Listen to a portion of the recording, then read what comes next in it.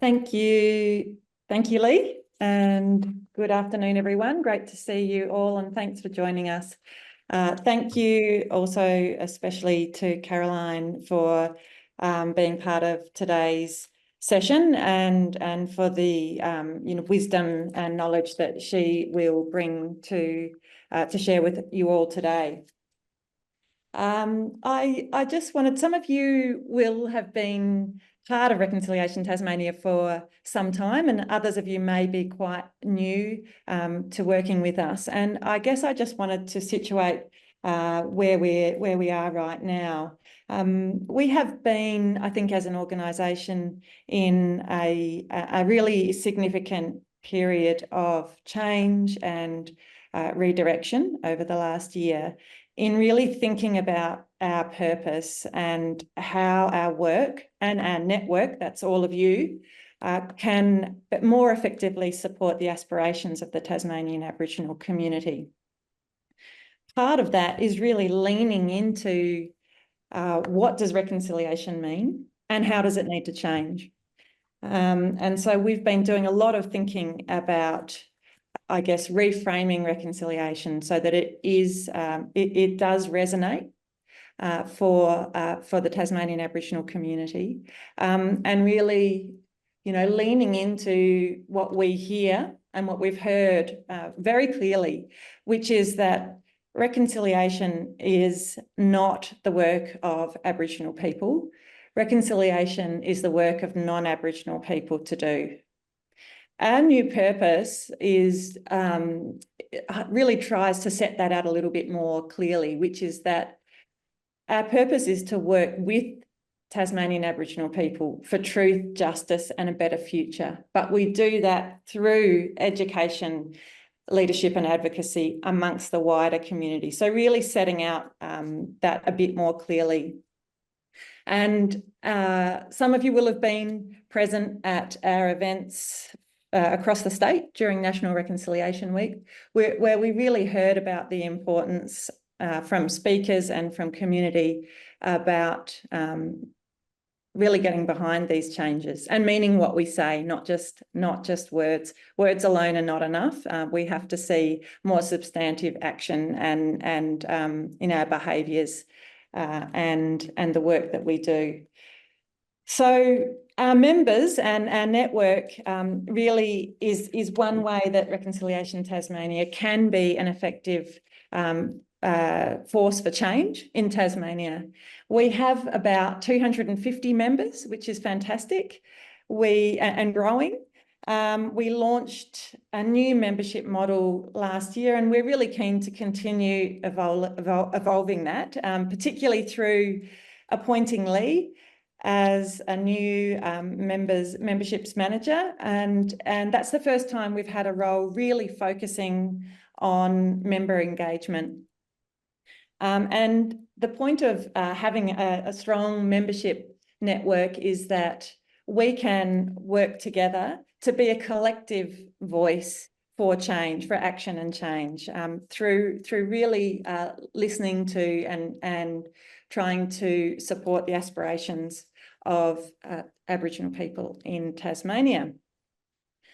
I just wanted to also remind you, I guess, of some of the benefits of becoming a member, because I think some of you, especially if you've been members for a while, might not be taking up some of those things that you can access through your membership. We're a peak body, and we really seek to drive lasting and meaningful change through the work that we do with you.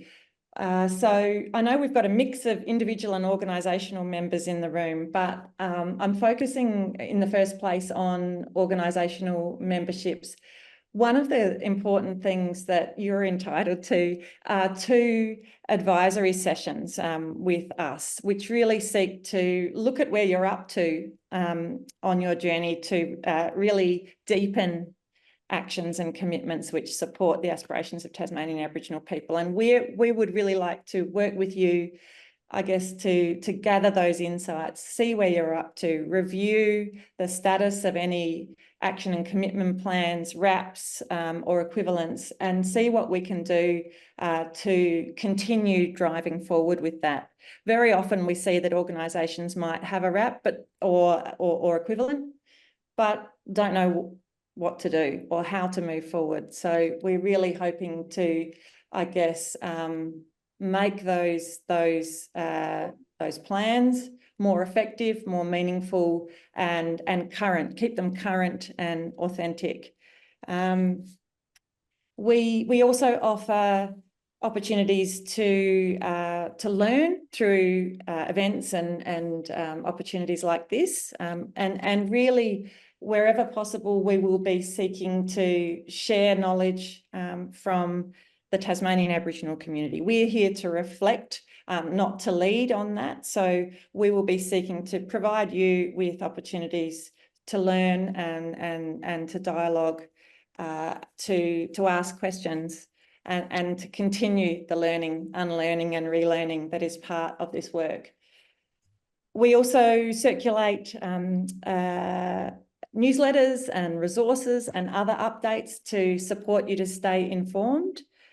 And we try to work with you to be a collective voice up the line to decision makers. So on priorities that are important to the Tasmanian Aboriginal community.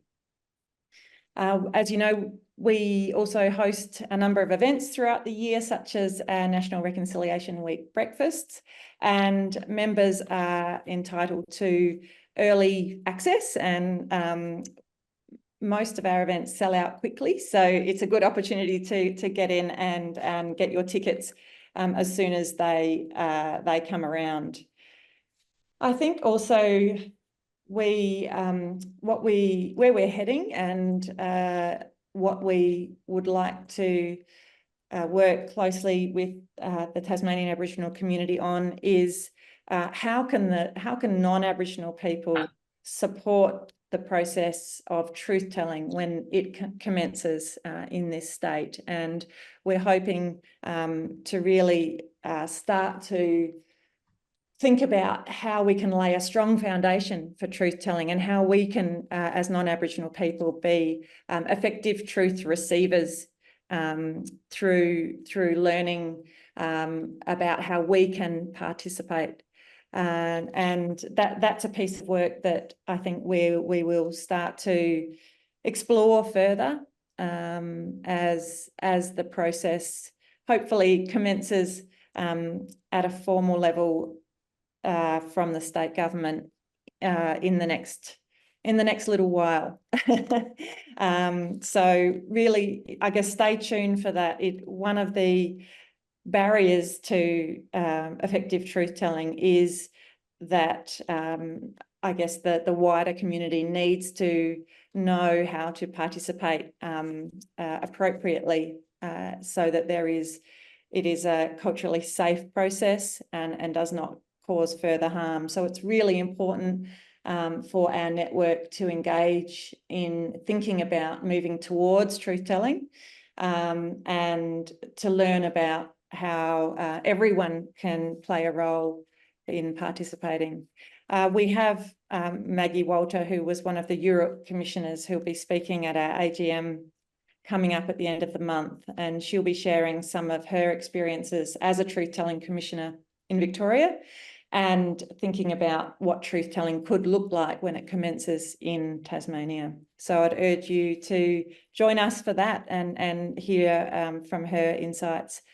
And I think that's probably enough from me, Lee. It's great to see you all, and looking forward to hearing from Caroline. Thank you. Thank you, Pauline. If you have any questions of Pauline, just drop them in the chat and we can review them for later. Now I'm going to hand you over to Caroline shortly. Caroline, I'll display this so it shows your notes on screen, but everyone will see them. Is that okay? Would that be helpful? Yeah, that'll be fine. Just to let everybody know that I can't see anybody. I've just got my screen in front of me, the presentation. So I will let you know, Lee, when to for the slide. I'm sure that you probably will pick it up anyway. Yes, that's fine. Yep. I'll just get that open now and then we'll get. So without further ado, I will hand you over to to Caroline Spotswood's, the Director for Aboriginal engagement with the state government. Thanks, Caroline. Thanks, Lee. Thank you, Lee and Pauline, for the invitation to give this presentation on Closing the Gap, Tasmania's plan for closing the gap 2025-2028, but also I'll be talking about the national agreement. So my name's Caroline Spotswood. I'm a Pakana woman, and all my family live up the north, and my family come from a little island in the Bass Strait called Cape Barren Island, which is now Aboriginal land. My mum was born there when it was a reserve, and the family moved off in the late 50s, late 50s to the north of the state. So I've got a strong Aboriginal family that I come from, that I've been able to be a part of, and a strong Aboriginal community. I suppose there'd be probably lots more to talk about in regards to my knowledge and experience of growing up as an Aboriginal person here in Tasmania, which has probably shaped me and my family to here I am today, providing a presentation to you on a government initiative to improve the lives of Aboriginal people. So I'm just going to sort of start off in regards to the symbol at the front of the Closing the Gap, the national symbol, which was developed from our Coalition of Peaks partner, which is a whole group of 80 organisations with Pat Turner at the top. So basically, looking at the colours, they represent ochre for land and blue representing Torres Strait Islander peoples. Of course, that's about water, and it represents government. And the 4 rings are the 4 priorities, which form the foundation for the 17 socio-economic targets presented by the inside dots. So we'll go through that when we do the presentation, and the importance of the 4 priority forms and embedding them into practice. So as I move to acknowledgement to country, it's really important that I acknowledge that I'm on Aboriginal land, that I acknowledge my elders past and present, and also to the Tasmanian Aboriginal community and my people that didn't live a longer life and died too soon, and that they're in the thoughts of family and community, and the importance of country and sea country and waterways, and acknowledge that. So thank you. So today, this forum purpose is about, presentation is about just sharing information with you on Closing the Gap, the national agreement, and in that the process of developing Tasmania's plan for Closing the Gap 2025-2028. And I think that once we've done the presentation, it's probably lots to discuss in regards to the work that we do.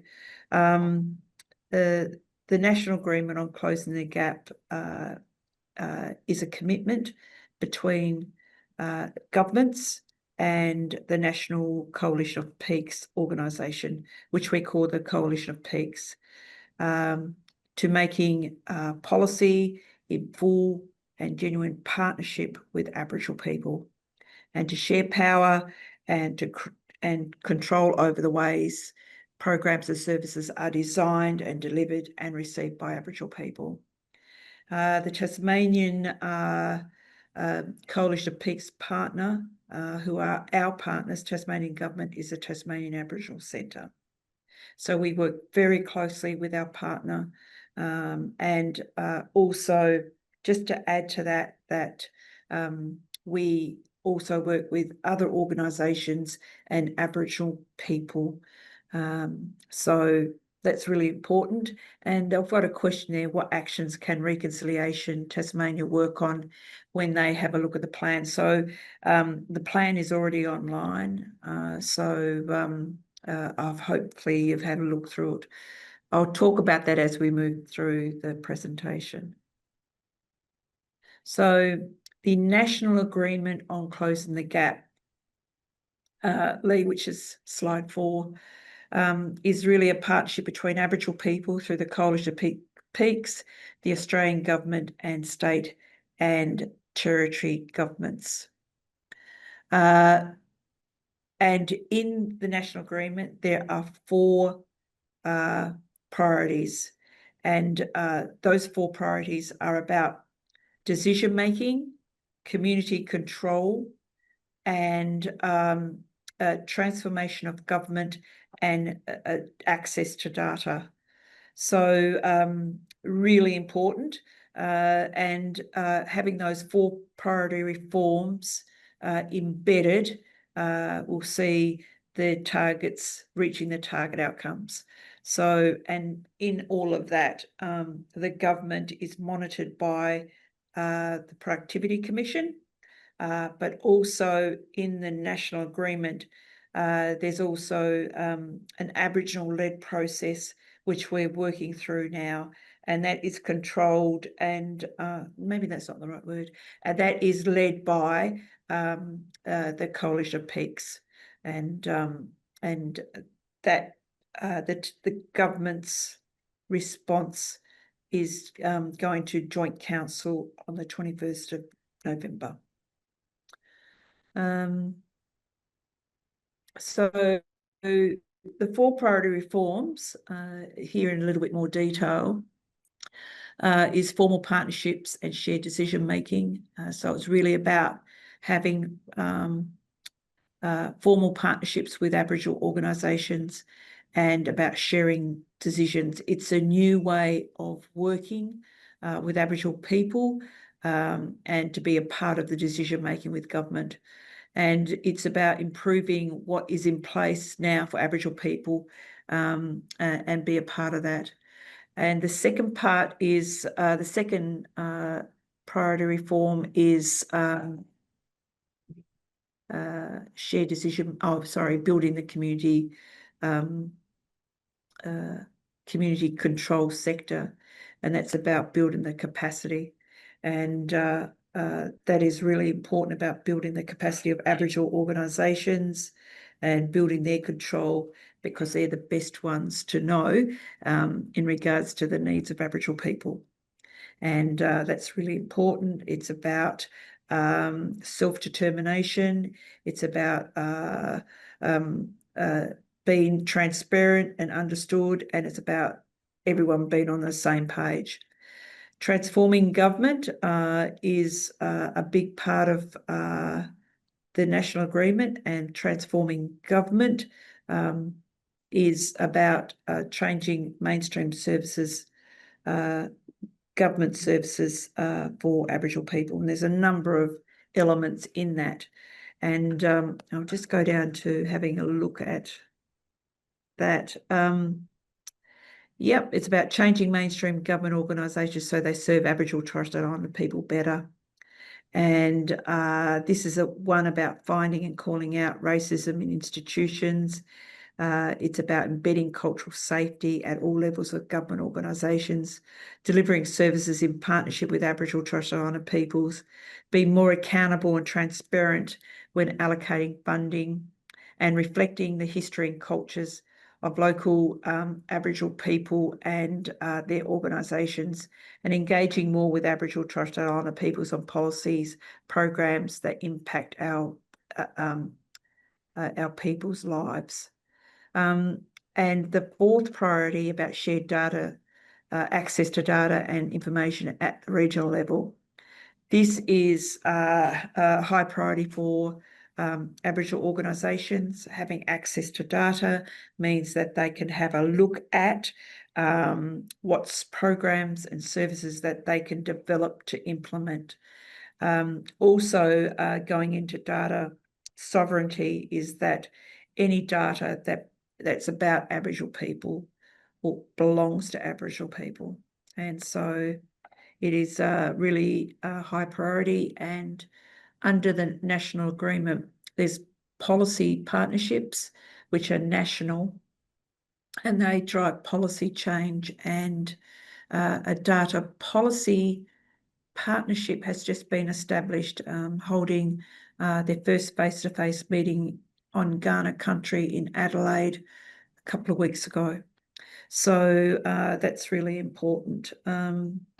So just to sort of finish up there, through this priority reforms, there will be, so there's better collections, access to management and the use of data for sharing, and equal access to data and information, correct collection, handling and reporting of data, and support for Aboriginal and Torres Strait Islander communities and organisations to collect and interpret that data. So there's a whole lot of work there. And so one of the things when I came into this space of closing the gap, when I started hearing priority reforms, policy partnerships, it's a major piece of reform for the Australian government and for all jurisdictions. And once you get into the space, it all falls into place. So when you start going into it, you'll understand. In regards to the targets and outcomes, there's 19 targets with 17 socio-economic outcome areas, and the areas that really from early childhood life expectancy through to education, through living in safe houses, to decrease the number of Aboriginal children in out-of-home care, decreasing the number of Aboriginal children in youth justice, reducing the number of Aboriginal adults incarcerated. So it spans across a whole Aboriginal life experience, and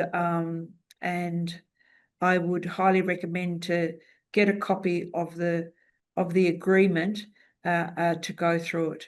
And the Tasmanian government is a signatory to this national agreement and is obligated and responsible to improving the target outcomes. So also I'd like to mention that there's land and sea and fresh waterways in that. I think 15A and B, and I think we're going to include, there's going to include a C, which is fresh waterways, and it goes through to languages and increasing and strengthening Aboriginal languages, and also about digital inclusion. So it's across a whole life experience to improve better life outcomes for Aboriginal people. Any questions? Not that I could see anybody, but... We can see you fine, Caroline. It's going smoothly. Right, okay, then I was worried about hoping that I'm not pulling any faces that anybody could see, but... I know, they're all still here. Do we have any quick questions for Caroline, just before we go to the next slide? No, that's good. So Tasmania's plan for closing the gap 2025-2028. So as mentioned, closing the gap is a high priority for the Tasmanian government, and Aboriginal partnerships within Central Agency is the lead for this document, and we work very closely across the whole of government. The Tasmanian Aboriginal Centre is our peak partner, and we work very closely with our Coalition of Peaks partner.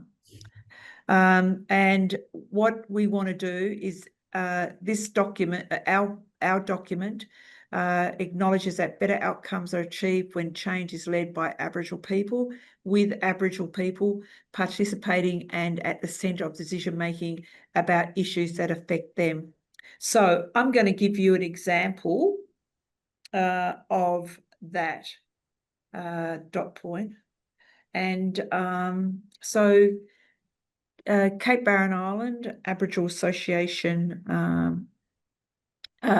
looks after the essential services of services on the island for the Aboriginal community or for the community on Cape Barren Island.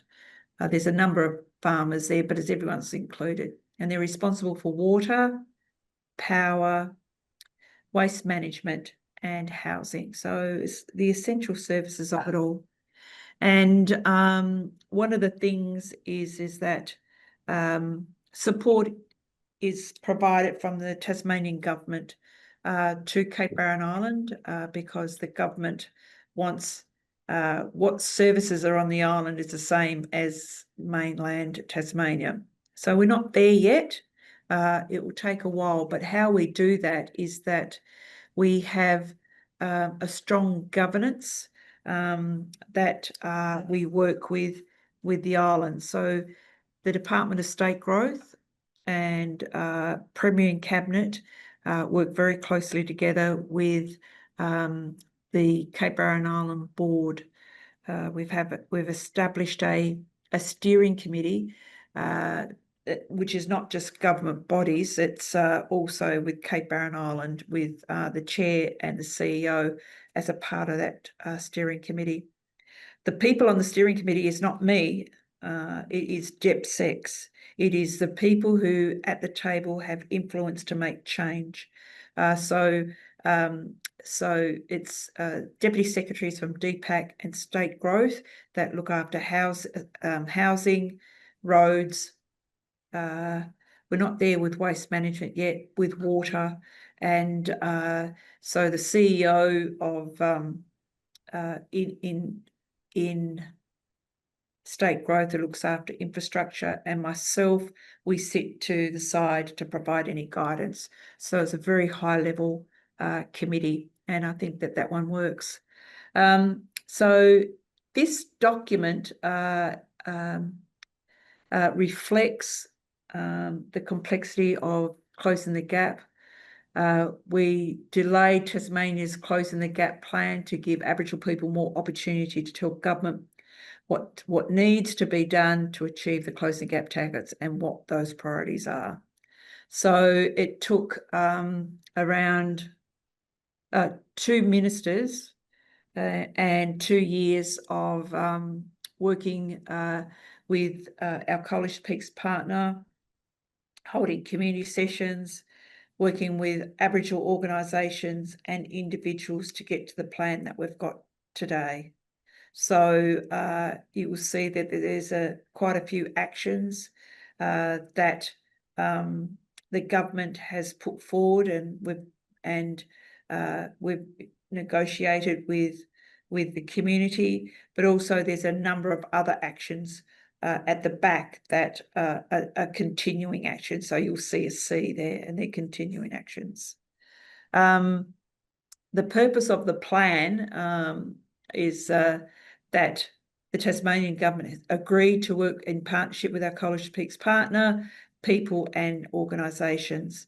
And the plan sets out the work to be done across the whole of government to address the Closing the Gap priorities, progress the 4 priority reforms, and deliver outcomes sought through from the National Agreement, meet the targets.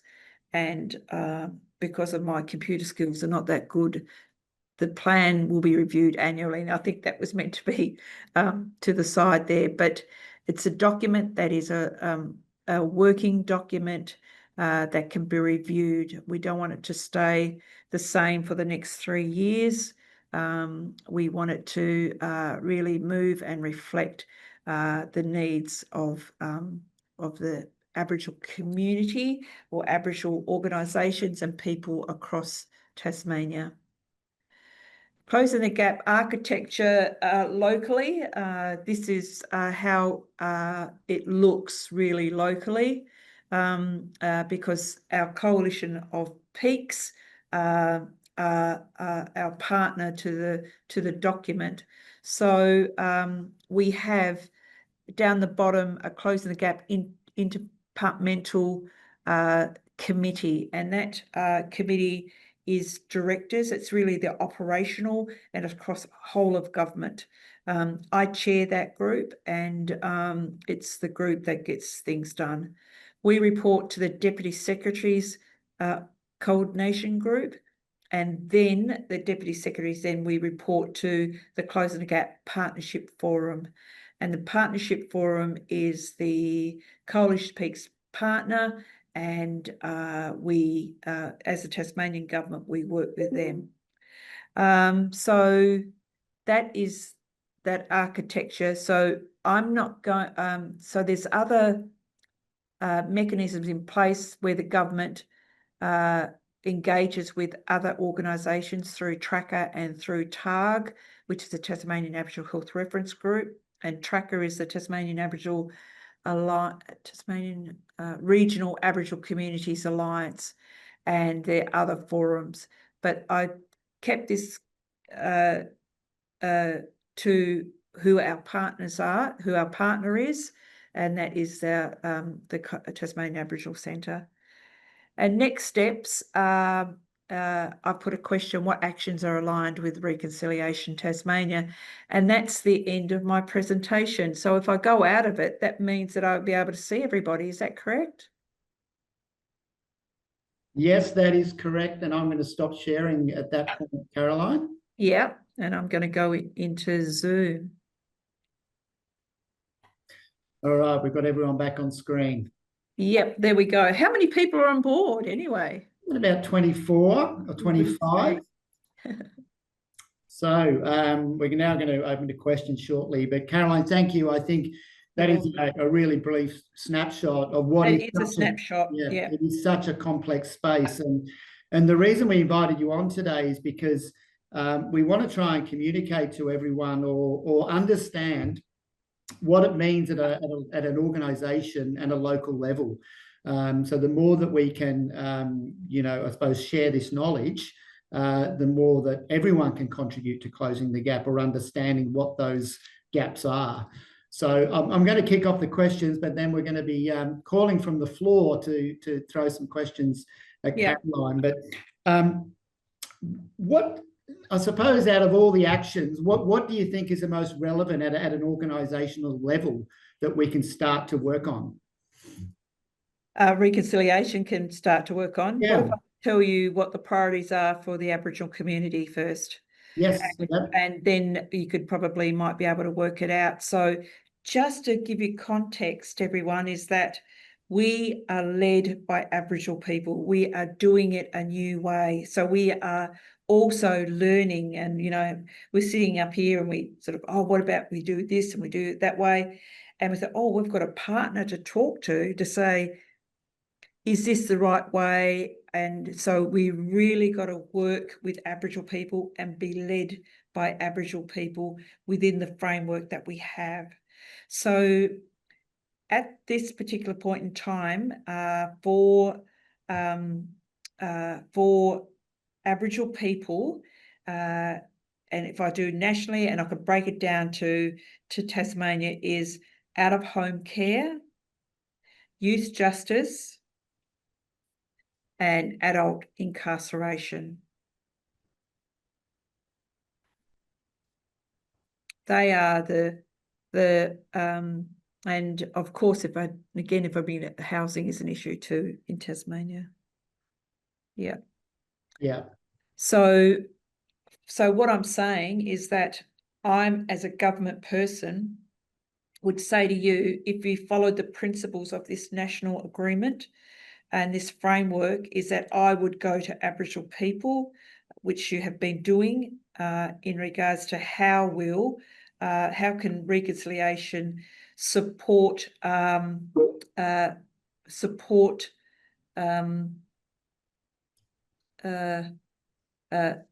Closing the Gap. And one of the things in this document, there's a truth-telling action in the document.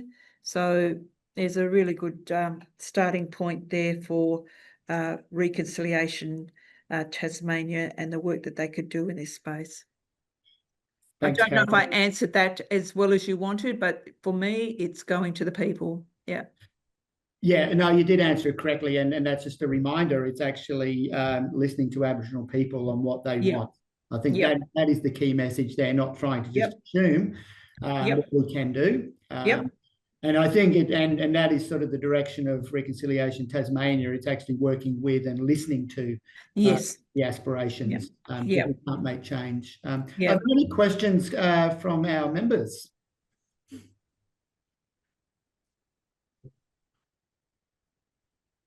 Can't see hands, so if you want to just call out some questions. Quite a lot today.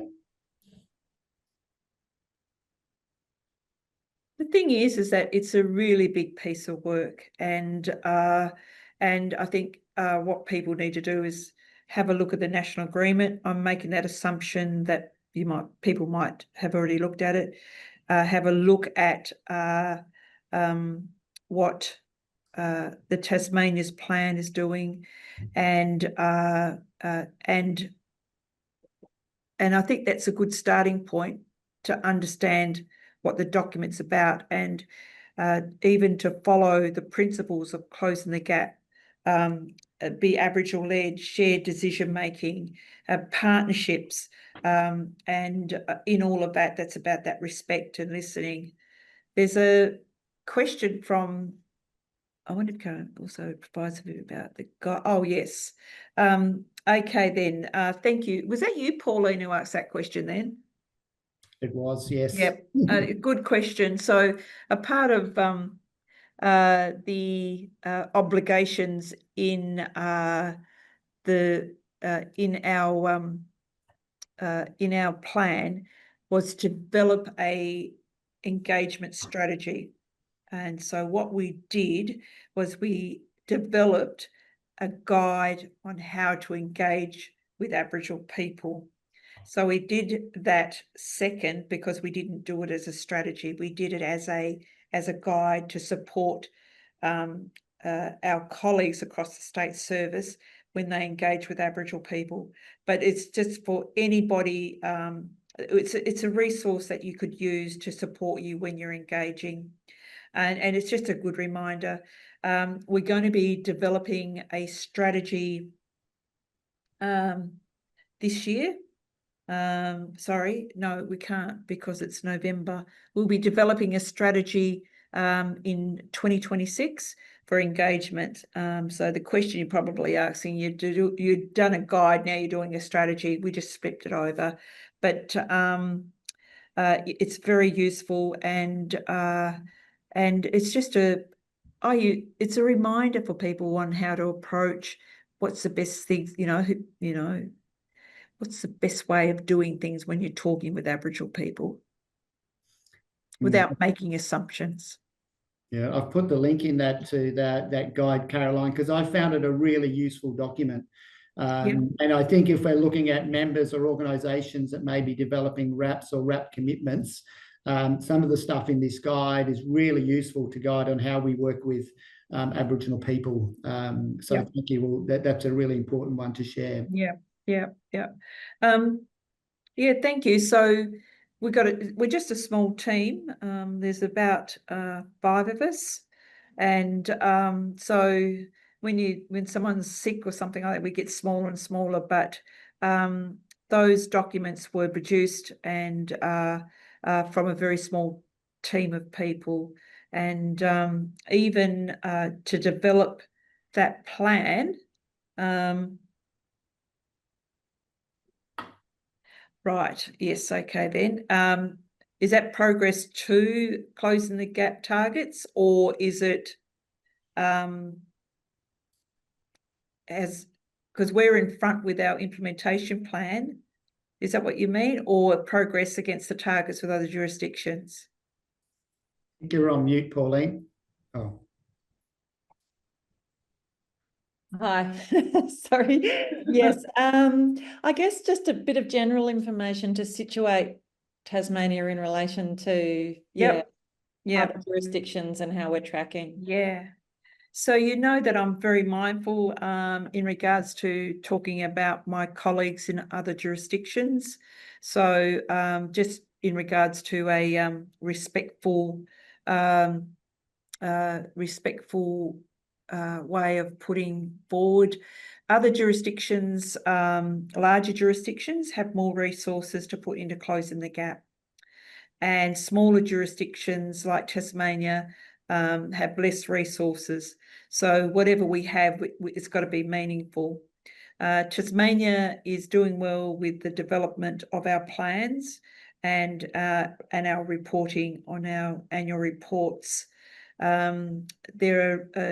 Victoria is well ahead of everybody in regards to their treaty. So and the bill getting passed, but the independent mechanism, the Aboriginal-led review, everything sits within the treaty, where other jurisdictions we're all still slow in how we're going to develop an independent mechanism in each jurisdiction to make sure there's accountability and transparency on the work that governments do.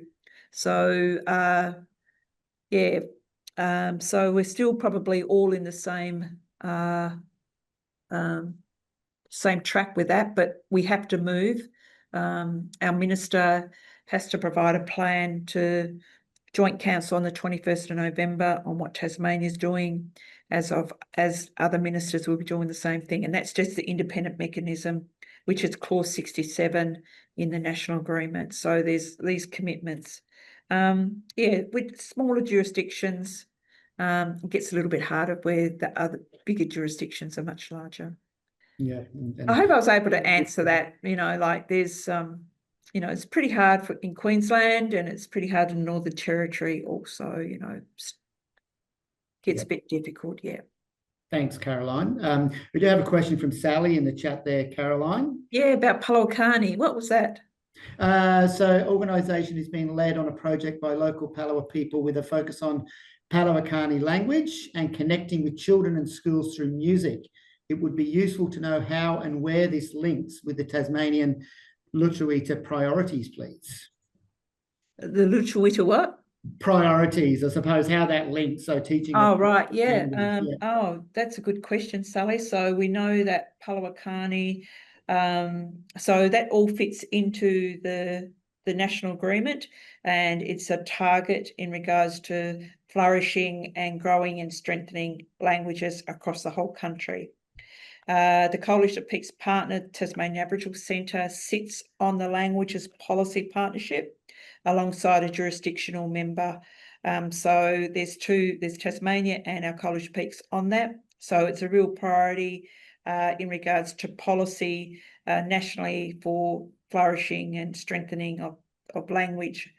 In Tasmania, Palawakani is one of the language at the moment of I shouldn't say at the moment, sorry, I'll take that back. It's the language.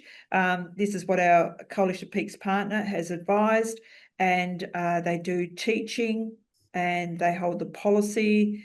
It's been around for 3 generations of people, so over 30 years of teachings of and learning of Palawakani within the Aboriginal community. What was the question in regards to nailing it down? What was that, Lee? I think it's how it links to the priorities, but I think you've answered that in it's all in the national agreement, yeah. I think you've answered that. Is that okay, Sally? Did I answer your question? Where is Sally? There she is up there, yep. Yeah. It's a really good question, because we're getting asked this more and more, Caroline, as people look at their reconciliation action plans or their reconciliation commitments. Is now people are starting to think, how does that align with the Tasmanian priorities? So now Alison had started to do a fair bit of work in just making sure that where there is that alignment. So it's a really good question. Yeah. So in meeting the community's priorities across the state, so I did mention out-of-home care, youth justice and adult incarceration, decreasing those. But there was other, across the state, people were talking about improving more houses. They talked about education, more opportunities for employment, access to country, and looking after country. So there was a bit of discussions that people put forward. So we were there to listen. Some of the meetings were really interesting, where we sat down at the table and community members didn't know that government were invited to these sessions. And I said, look, I'm more than happy if you don't want us to be in the room, and you can talk about what you want to do, and we'll sit out there, and happy to do that. But one of the things is that the person didn't know. Then they were given, we said, happy to move, but they said, okay, I understand, please stay at the table. So those are the things that you have to navigate when you talk to community, that everybody knows what you're there for. Chris has got a question for me.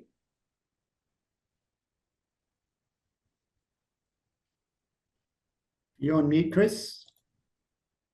Can't hear you, Chris. Sorry, that button, the audio button. Apologies. I'm sorry for no video. I'm currently working from home, dying slowly with a bit of man flu, I think. So, I'm from Intuit Technologies, and I'll sort of admit that this is an education process for me. I haven't been involved with our RAP process to date. Jamie, who's also on the call, has been. But after meeting Pauline at the Australian Digital Inclusion Index launched by Telstra last week, it sort of really opened up a few things for me. And so I'm a little bit ignorant, I guess, in terms of the Closing the Gap initiatives, and so to hear those priorities is really good.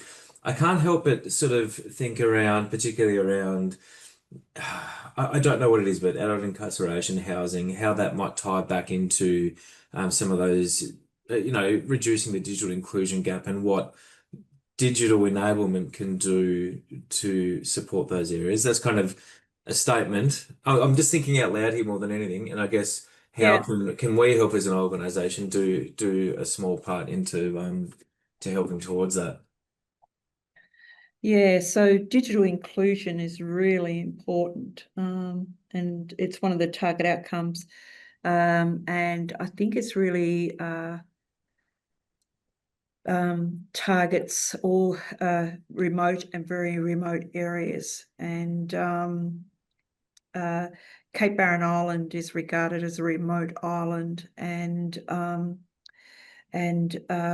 the Australian government has funding rounds, and I think there was one recently in regards to digital inclusion, and how the Tasmanian government worked with companies in regards to what they would do to support better digital connections on Cape Barren Island. So if we had the broad picture, Chris, in regards to improving the lives of Aboriginal people from the day they're born to people passing, IT inclusion and having access to that is a part of that. So I hope that answers your question. Yeah, I think so. I think I've got to do a bit of thinking around what small part we can play. Yeah, I think it might be important to have a look at the document, and because if you haven't been in this space, you've really got to sort of do a bit of a deep dive. You need to look at the Coalition of Peaks website. There's lots of resources in that website that can support you. So that's the national website, and that's a good starting point. I would go in there. Yeah, great. There's case studies, there's the agreements, what the other state governments are doing, and it will give you a better insight. And I think you probably will sort of shape you and Jamie's thinking about how you would fit into this space. Yeah, wonderful. Thank you. Yeah. Yeah, Hope and that helps. we're Very broad. we're quickly coming to the end of our hour, Yep. Caroline, and people are starting to warm up. But we do have probably time for one more question from Anne, who's put it in the chat there. What So did she put in? her sound isn't working, but she says, where can our action group start here? We have been providing events to provide information on the past and other related things. It would be good to work on this in 2026. I think these are relating to our local area Yep. action groups who provide Yep. education. So do they have a role to play in, getting people to understand, what the Closing the Gap priorities are? Yeah, I know of the Glenorchy Reconciliation Action Group, and I think it's important that action groups understand what Closing the Gap is, and I think that they could be led by you and Pauline about what Aboriginal people would want for reconciliation to do to assist them to improve the lives of Aboriginal people. Yeah, I think it's a big one. That's a big question. Yeah, it is. You'd have to, I think, really sit down and think about it, do a bit of workshopping, and where do you want to go with Closing the Gap. I do know that truth telling is a part of it all. Pauline mentioned how can non-Aboriginal people support truth telling in Tasmania, and you need to explore that further. So maybe that might be something there, because there's things where actions will need funding. RecTas needs to maintain its new pathway, and go from there. Yeah, no, it's good. And you keep coming back to the same advice, is listening to Aboriginal people. And, it's not just thinking we know what people want. And then, so for our members, that's our role, is to support our members, our organisation members in 2026.